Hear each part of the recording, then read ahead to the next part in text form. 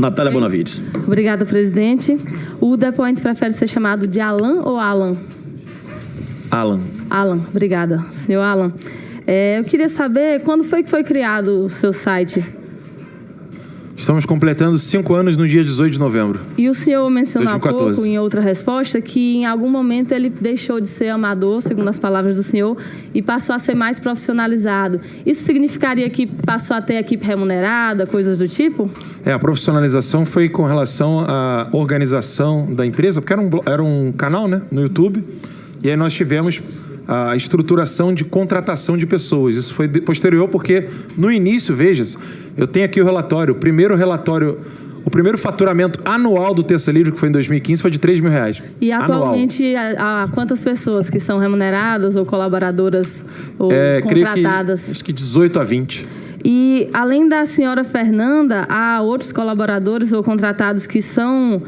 que prestam serviço público, ou seja, que são ou servidores públicos, ou assessores parlamentares, ou assessores do executivo? Não, nenhum. A Fernanda, lembre-se, ela é freelance. Freelance, não, por isso que eu usei, inclusive, a palavra colaborador, e não só contratado. Obrigado. Somente ela. Isso.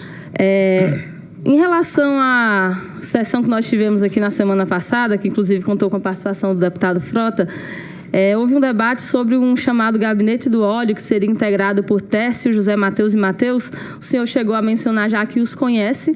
Eu queria saber se eles já foram ao imóvel do senhor. Eu não chamo de casa porque o senhor disse que tem um duplo caráter, é casa, mas também é local de trabalho. Eles já foram ao seu imóvel? Isso tem alguma relação com a CPI? Sim.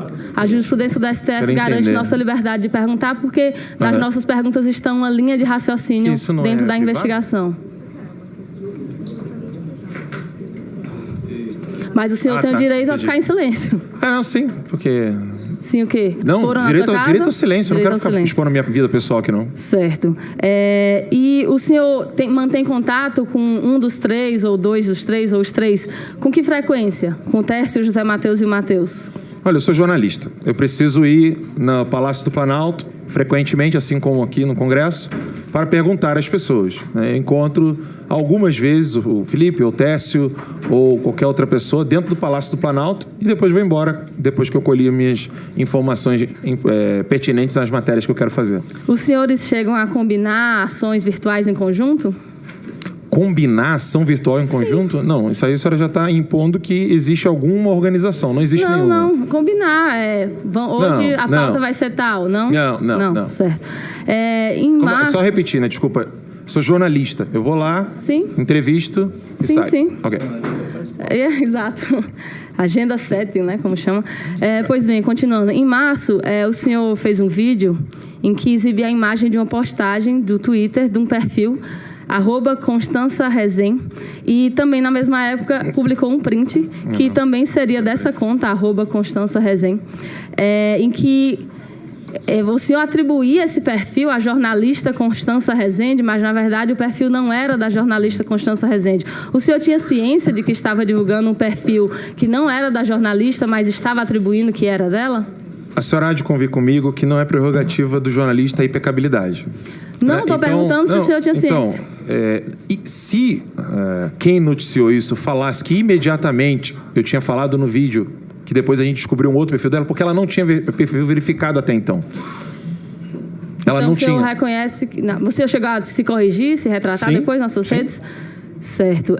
Mas no caso, já no dia o senhor publicou uma postagem dela que diria... Dela não, né? Do perfil falso. Que diria que o perfil oficial foi derrubado por denúncias fakes. E que, abre aspas, os bolsoburros estão colocando o Estadão mentiu, mas não foi isso que aconteceu. Isso era o que estava no post que o senhor replicou.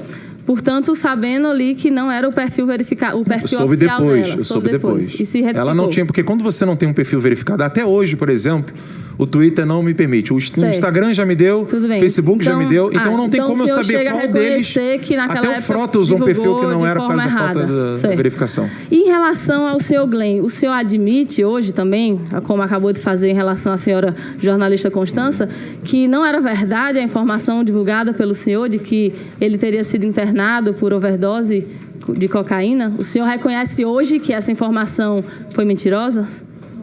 Já respondi sobre essa pergunta e me mantenho no direito de permanecer calado.